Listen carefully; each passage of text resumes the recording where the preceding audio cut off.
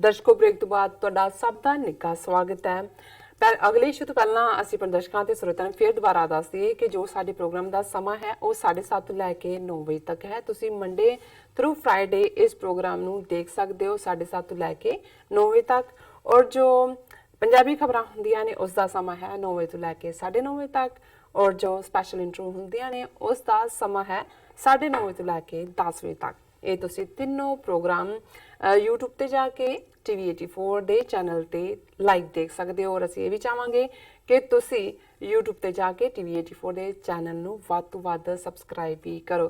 Thank you so much. So keep watching TV84। ਜੀ ਰਾਜ ਸਾਹਿਬ, ਅਗਲੇ issue ਬਾਰੇ ਤੁਹਾਡੇ ਤੋਂ ਵਿਚਾਰ ਜਾਣੇ ਚਾਹਾਂਗੇ। ਜੀ ਰਾਜ ਸਾਹਿਬ, ਕੀ ਵਿਚਾਰਾਂ ਨੇ ਤੁਹਾਡੀਆਂ?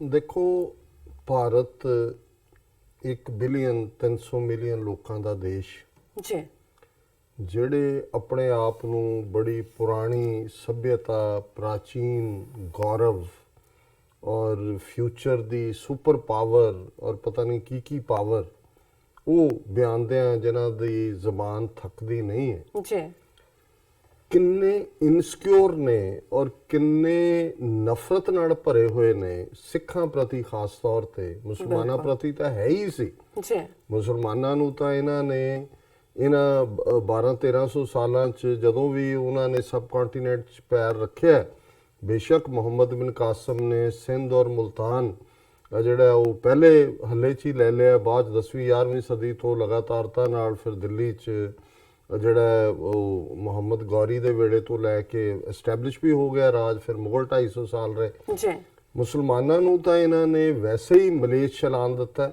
ਡਰਟੀ। ਬਿਲਕੁਲ। ਉਹਨਾਂ ਦੇ ਤਾਂ ਹੱਥ ਦਾ ਪਾਣੀ ਪੀਣਾ ਵੀ ਜਿਹੜਾ ਹੈ ਉਹ ਮਜ਼ਹਬ ਪਿੱਟਣ ਵਾਲੀ ਗੱਲ ਸੀ।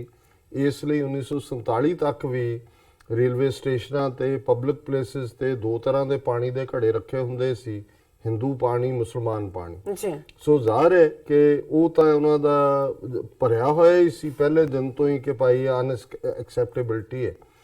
ਲੇਕਿਨ ਸਿੱਖਾਂ ਨੂੰ, ਜਿਨ੍ਹਾਂ ਦੇ ਇੱਕ ਵੱਡੇ ਹਿੱਸੇ ਨੂੰ ਲੰਬਾ ਵਕਤ ਭੁਲੇਖਾ ਵੀ ਰਿਹਾ, ਜੀ, ਜਿਨ੍ਹਾਂ ਨੇ ਲਗਭਗ 5-5.5 ਸਦੀਆਂ ਸਾਂਝ ਦਾ, ਗੁਰੂ ਨਾਨਕ ਸਾਹਿਬ ਦਾ ਮੈਸੇਜ ਸਰਬ ਸਾਂਝੀਵਾਲਤਾ ਦਾ, ਹਰ ਇੱਕ ਨੂੰ ਗਲ ਨਾਲ ਲਾਉਣ ਦਾ, ਬਿਨਾਂ ਜ਼ਾਤ, ਰੰਗ, ਨਸਲ, ਜੈਂਡਰ, ਮਜ਼ਹਬ ਦੇ ਵਿਤਕਰੇ ਦੇ, ਉਹਨਾਂ ਦੀ ਫਿਲਾਸਫੀ, ਸਿੱਖ ਫਿਲਾਸਫੀ ਜਿਹੜੀ ਹੈ ਉਹ ਖੜੀ ਹੈ ਵਿਦਆਊਟ ਐਨੀ ਡਿਸਕ੍ਰਿਮੀਨੇਸ਼ਨ, ਏਕ ਪਿਤਾ ਏਕਸ ਕੇ ਹਮ ਬਾਰਕ। ਔਰ ਇਹਨਾਂ ਨੇ ਕਿਵੇਂ ਸਿੱਖਾਂ ਨੂੰ ਮੁਗਲ ਪੀਰੀਅਡ ਹੋਏ, ਬਾਅਦ ਦੇ ਵਿੱਚ ਦਰਾ ਖੈਬਰ ਤੋਂ ਪਾਰ ਤੋਂ ਆਉਣ ਵਾਲੇ ਹਮਲਾਵਰ ਹੋਣ ਜਾਂ ਅੰਗਰੇਜ਼ ਹੋਣ, ਕਿਵੇਂ ਆਪਣੇ ਹਿੱਤਾਂ ਤੇ ਹੱਕਾਂ ਲਈ ਵਰਤਿਆ ਔਰ ਕਿਵੇਂ ਉਹ ਹਾਲਾਤ ਕ੍ਰੀਏਟ ਕੀਤੇ ਕਿ ਸਾਡੀ ਬੌਣੀ ਲੀਡਰਸ਼ਿਪ, ਮਿਜਟਸ ਜਿਹੜੇ ਨੇ ਉਹ 47 ਦੇ ਵਿੱਚ ਡਿਸਾਈਡ ਨਹੀਂ ਕਰ ਸਕੇ ਕਿ ਉਹਨਾਂ ਨੇ ਆਪਣੀ ਕਿਸਮਤ ਕਿਵੇਂ ਘੜਨ ਦਾ ਹੱਕ ਲੈਣਾ, ਉਹ ਹਿੰਦੂ ਕਾਂਗਰਸ ਦੇ ਹੱਕ 'ਚ ਭੁਗਤੇ। ਨਤੀਜੇ ਦੇ ਤੌਰ ਦੇ ਉੱਤੇ ਕੌਮ ਨੇ ਸਫਰ ਵੀ ਕੀਤਾ ਔਰ ਅਸੀਂ ਇਹਨਾਂ ਦੇ ਜਿਹੜੀ ਹੈ ਨਾਲ ਬਗਲਗੀਰ ਹੋਣ ਦਾ, ਉਸ ਦੌਰ ਦੀ ਲੀਡਰਸ਼ਿਪ ਦਾ ਫੈਸਲਾ 72 ਸਾਲਾਂ 'ਚ ਸਾਨੂੰ ਕਿੱਥੇ ਲਿਆ ਕੇ ਖੜਾ ਕਰ ਰਿਹਾ, ਇਹ ਆਲਮੋਸਟ ਰੋਜ਼ਾਨਾ ਚਰਚਾ ਦਾ ਵਿਸ਼ਾ ਹੁੰਦਾ ਹੈ। ਹੁਣ ਇਸ ਸਾਰੇ ਪੀਰੀਅਡ 'ਚ ਜਿੱਥੇ ਇਹਨਾਂ ਨੇ ਬੀਤੀਆਂ ਸਦੀਆਂ 'ਚ, ਕਿਉਂਕਿ 18ਵੀਂ ਸਦੀ 'ਚ ਵੀ ਮੁਗਲ ਹੋਣ ਜਾਂ ਦਰਾ ਖੈਬਰ ਪਾਰ ਦੇ ਹਮਲਾਵਰ ਹੋਣ, ਇਸਲਾਮ 'ਚ ਯਕੀਨ ਰੱਖਣ ਵਾਲੇ ਸੀ। ਸੋ ਇਹਨਾਂ ਦਾ ਬ੍ਰਾਹਮਣਵਾਦੀਆਂ ਦਾ ਜਿਹੜਾ ਕੰਮ ਹੈ ਉਹ ਸੌਖਾ ਸੀ, ਨਫ਼ਰਤ ਫੈਲਾਉਣ ਦਾ, ਔਰ ਕਿਤੇ ਨਾ ਕਿਤੇ ਉਹ ਵਿਕਦਾ ਵੀ ਸੀ। 47 ਦੇ ਪਾਗਲਪਨ ਦੇ ਦੌਰ ਨੇ ਉਹਨੂੰ ਹੋਰ ਵੀ ਪ੍ਰਚੰਡ ਕਰ ਦਿੱਤਾ ਔਰ ਜ਼ਾਹਰ ਹੈ ਵੀ ਸਿੱਖ ਜਿਹੜੇ ਨੇ ਲਗਭਗ 40% ਉਹ ਜਿਹੜੇ ਉਸ ਪਾਸਿਓਂ ਇਧਰੋਂ ਮੁਸਲਮਾਨ ਭਰਾ ਭੈਣਾਂ ਉਜੜ ਕੇ ਗਏ। ਪਰ ਫਿਰ ਵੀ ਮੁਸਲਮਾਨ ਭਰਾ ਭੈਣਾਂ ਨੂੰ ਤਾਂ ਇੱਕ ਇਸ ਗੱਲ ਦੀ ਤਸੱਲੀ ਵੀ ਸੀ ਕਿ ਵੀ ਉਹਨਾਂ ਦਾ ਮੁਲਕ ਪਾਕਿਸਤਾਨ ਬਣਿਆ, ਹਿੰਦੂ 1000 ਸਾਲ ਬਾਅਦ ਇੰਡੀਆ ਦੇ ਮਾਲਕ ਬਣ ਬੈਠੇ। ਸਿੱਖ ਕ੍ਰਿਮੀਨਲ ਟ੍ਰਾਈਬ, ਜਿਵੇਂ ਅਸੀਂ ਪਹਿਲੇ ਸੈਗਮੈਂਟ 'ਚ ਜ਼ਿਕਰ ਕੀਤਾ ਹੈ, ਸਾਨੂੰ ਤਾਂ ਉਹਨਾਂ ਨੇ ਜ਼ਰਾਇਮ ਪੇਸ਼ਾ ਕਬੀਲਾ ਐਲਾਨਿਆ। ਔਰ ਇਹਨਾਂ ਨੇ ਜਿਸ ਅੰਦਾਜ਼ ਦੇ ਵਿੱਚ ਫਿਰ ਸਿੱਖਾਂ ਦੇ ਨਾਲ ਡੀਲ ਕੀਤਾ ਇਹਨਾਂ ਸਾਰੇ ਵਰ੍ਹਿਆਂ 'ਚ, ਔਰ ਜੂਨ 84 ਤੋਂ ਬਾਅਦ ਇਹ ਸਾਹਮਣੇ ਹੈ ਕਿ ਟੋਟਲ ਵਾਰ ਸਿੱਖਾਂ ਦੇ ਖਿਲਾਫ, ਨਸਲਕੁਸ਼ੀ ਵੀ, ਹਿਸਟਰੀ ਡਿਸਟਰੋਏ ਕਰਨਾ ਵੀ, ਵਕਾਰ ਡਿਸਟਰੋਏ ਕਰਨਾ ਵੀ, ਅਹਿਸਾਸੇ ਕਮਤਰੀ ਦੇਣ ਲਈ ਉਹਨਾਂ ਨੂੰ ਜੋਕਰ, ਘਟੀਆ ਔਰ ਜੋ ਕੁਝ ਵੀ ਗੁਲਾਮਾਂ ਦੇ ਨਾਲ ਵਰਤਾਵ ਹੁੰਦਾ ਉਹ ਕੀਤਾ। ਪਾਕਿਸਤਾਨ ਦੇ ਵਿੱਚ ਜ਼ਾਹਰ ਹੈ ਵੀ ਪੀਰੀਅਡ ਸੀ ਉਹ, ਬੇਸ਼ੱਕ ਕਿਉਂਕਿ ਸਿੱਖ ਫੌਜ ਦੇ ਵਿੱਚ ਹੋਣ ਕਰਕੇ ਉਹਨਾਂ ਨੂੰ ਇੰਡੀਅਨ ਸਿਸਟਮ ਯੂਜ਼ ਕਰਦਾ ਸੀ ਪਾਕਿਸਤਾਨ ਦੇ ਖਿਲਾਫ 65 ਦੀ ਜੰਗ, 71 ਦੀ ਜੰਗ ਕਿਤੇ ਨਾ ਕਿਤੇ ਉਧਰ ਵੀ ਇਸ ਗੱਲ ਦਾ ਨੈਗੇਟਿਵ ਪ੍ਰਭਾਵ ਸੀ। ਜੀ ਪਰ ਮੈਂ ਸਮਝਦਾ ਵੀ 80ਵਿਆਂ ਤੋਂ ਬਾਅਦ ਔਰ ਖਾਸ ਤੌਰ ਤੇ 90ਵਿਆਂ ਤੱਕ ਪਹੁੰਚਦੇ ਆ, ਉੱਥੇ ਮੈਚੁਰ ਲੀਡਰਸ਼ਿਪ ਵੀ ਹੋਈ ਆਈ ਬਿਲਕੁਲ। ਔਰ ਖਾਸ ਤੌਰ ਤੇ ਪਾਕਿਸਤਾਨੀ ਆਵਾਮ ਦੇ ਵਿੱਚ ਵੀ ਇਹ ਗੱਲ ਸਮਝ ਆਣੀ ਸ਼ੁਰੂ ਹੋਈ ਕਿ ਭਾਈ ਕਹਾਣੀ ਕੀ ਹੈ। ਔਰ ਸਿੱਖ ਜਿਨ੍ਹਾਂ ਨੇ ਜੂਨ 84 ਨਵੰਬਰ 84 ਤੋਂ ਬਾਅਦ ਇਧਰਲਾ ਇੰਡੀਅਨ ਸਟੇਟ ਦੇ ਜ਼ੁਲਮ ਦੇਖੇ, ਉਹਨਾਂ ਦਾ ਵੀ ਦਿਮਾਗ ਟਿਕਾਣੇ ਆਇਆ ਕਿ ਭਾਈ ਅਸੀਂ ਕਿਹਨਾਂ ਦੇ ਮਗਰ ਲੱਗੇ ਹੋਏ ਸੀ।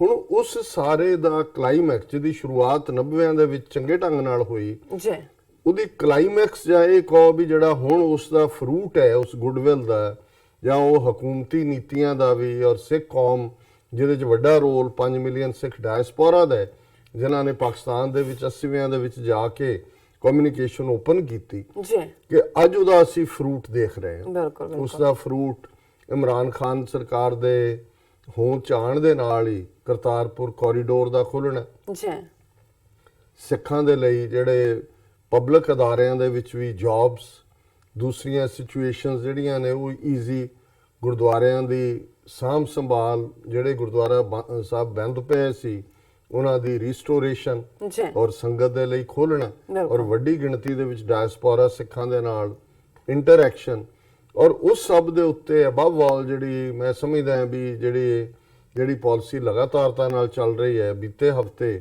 ਜਦੋਂ ਇਮਰਾਨ ਖਾਨ ਸਾਹਿਬ ਨੇ ਬੱਲੋ ਕੀ ਰੱਖ ਜਿਹੜੀ ਰਿਜ਼ਰਵ ਹੈ ਉਹਦੇ 'ਚ ਜਿੱਥੇ ਟਰੀਜ਼ ਲਾਉਣ ਦਾ ਉਦਘਾਟਨ ਕੀਤਾ, ਔਰ ਉੱਥੇ ਆਲਰੇਡੀ ਉਹਨਾਂ ਨੇ ਐਲਾਨ ਵੀ ਕੀਤਾ ਕਿ ਭਾਈ ਇਸ ਦਾ ਨਾਂ ਗੁਰੂ ਸਾਹਿਬ ਦੇ ਨਾਂ ਤੇ, ਗੁਰੂ ਨਾਨਕ ਸਾਹਿਬ ਦੇ ਨਾਂ ਤੇ ਬਾਬਾ ਗੁਰੂ ਨਾਨਕ ਜਿਹੜਾ ਫੋਰੈਸਟ ਰਿਜ਼ਰਵ ਹੋਏਗਾ। ਜੀ ਔਰ ਉੱਥੇ ਹੀ ਉਹਨਾਂ ਨੇ ਜਿਹੜੀ ਗੁਰੂ ਨਾਨਕ ਯੂਨੀਵਰਸਿਟੀ, ਬਾਬਾ ਨਾਨਕ ਯੂਨੀਵਰਸਿਟੀ ਜਿਹਦੀ ਗੱਲ ਤਾਂ ਚੱਲ ਰਹੀ ਹੈ ਪਿਛਲੇ ਕਈ ਵਰ੍ਹਿਆਂ ਤੋਂ, ਲੇਕਿਨ ਉਹਨੂੰ ਇੰਟਰਨੈਸ਼ਨਲ ਲੈਵਲ ਦਾ ਬਣਾਉਣ ਔਰ ਉਹਦੇ 'ਚ ਪੇਸ਼ਕਦਮੀ ਕਰਨ ਦੀ ਗੱਲ ਕੀਤੀ।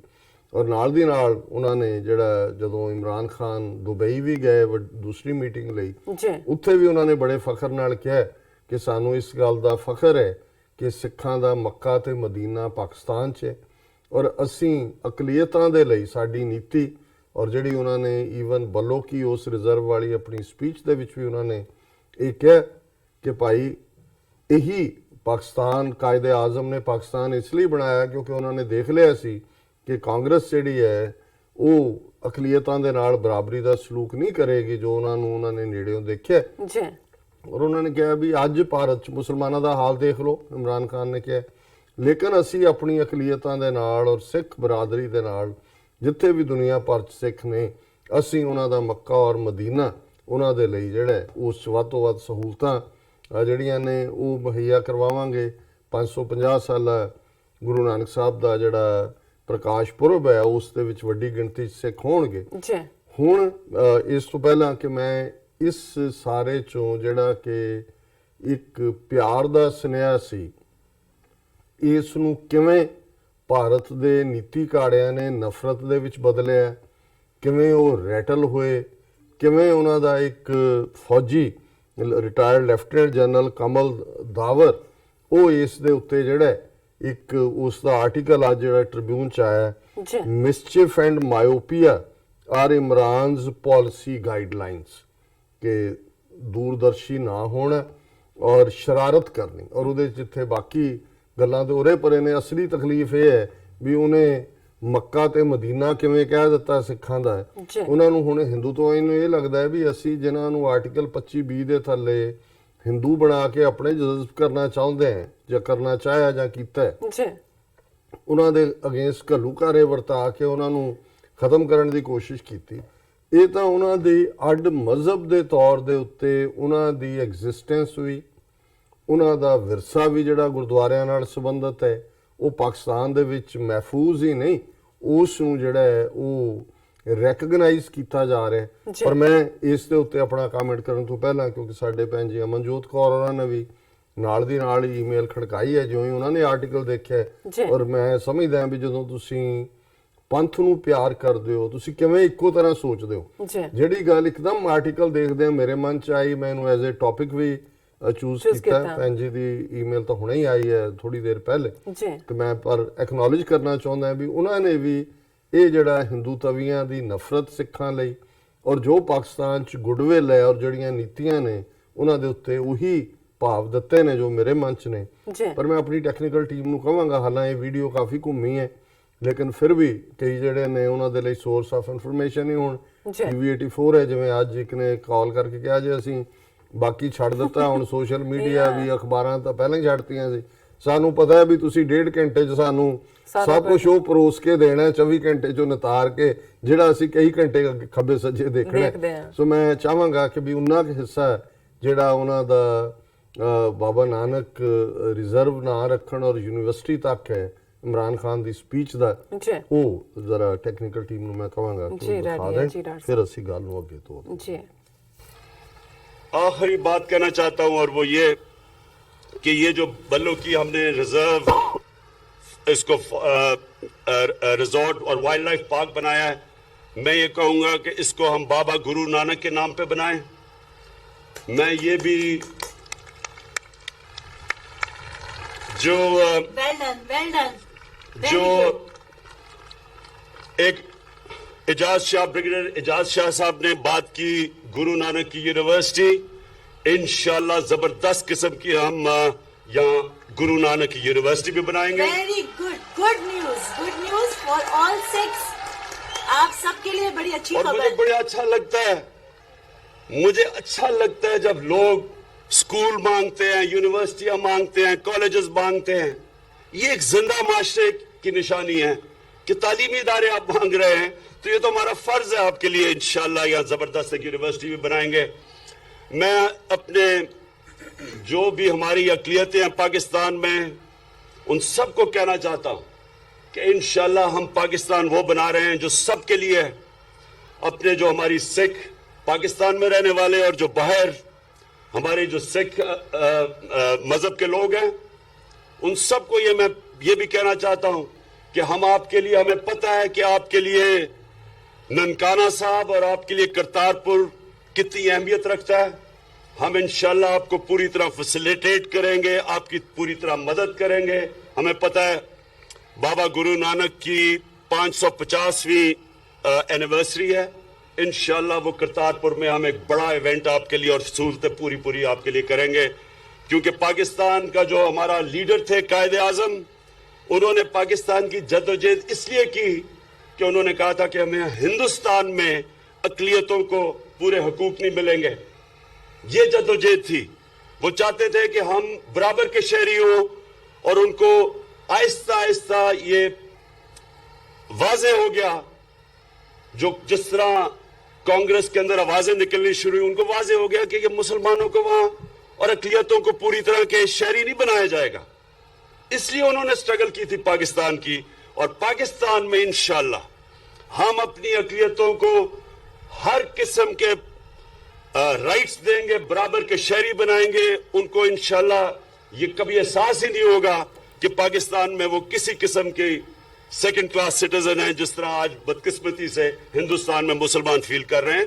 हम आपके लिए पूरी तरह मुकम्मल तौर पे बराबर के शहरी बनाने के लिए आपके लिए पूरी कोशिश करेंगे। बहुत बहुत शुक्रिया। ਸਾਡੇ ਦਰਸ਼ਕਾਂ ਨੇ ਇਹ ਦੇਖ ਲਈ ਵੀਡੀਓ।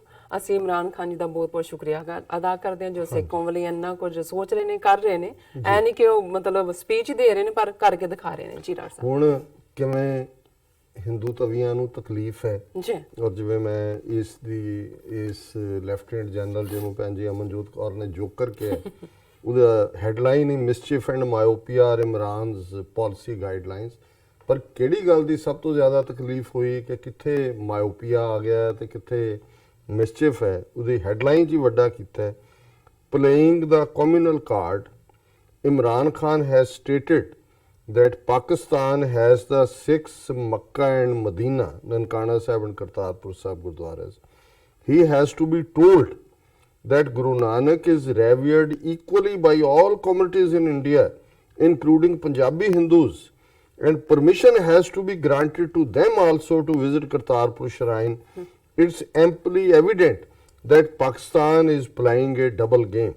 ਹੁਣ ਇਹਨਾਂ ਨੂੰ ਇੰਨੀ ਤਕਲੀਫ ਹੋਈ ਹੈ, ਇਸ ਲੈਫਟੀਨੈਂਟ ਜਨਰਲ ਦੇ ਮੂੰਹ 'ਚ ਪਾ ਕੇ ਕਹਾ ਰਹੇ ਨੇ ਕਿ ਜੀ ਇਹ ਜੁਰਤ ਕਿੱਦਾਂ ਕਰ ਦਿੱਤੀ ਉਹਨੇ ਕਹਿਣ ਦੀ ਕਿ ਜੀ ਮੱਕਾ ਤੇ ਮਦੀਨਾ ਉਹਨਾਂ ਦੇ ਕੋਲ ਨੇ। ਗੁਰੂ ਨਾਨਕ ਸਾਹਿਬ ਨੂੰ ਤਾਂ ਸਾਰੇ ਹੀ, ਖਾਸ ਤੌਰ ਤੇ ਪੰਜਾਬੀ ਹਿੰਦੂ ਬਹੁਤ ਪਿਆਰ ਕਰਦੇ ਨੇ ਮਤਲਬ ਇਹ ਇਕੱਲਾ ਸਿੱਖਾਂ ਦਾ ਮੱਕਾ ਮਦੀਨਾ ਕਹਿ ਕੇ ਤਾਂ ਤੁਸੀਂ ਸਾਡੇ ਤੋਂ ਹੱਕ ਖੋਹ ਲਿਆ ਗੁਰੂ ਨਾਨਕ ਨੂੰ ਆਪਣਾ ਕਹਿਣ ਦਾ।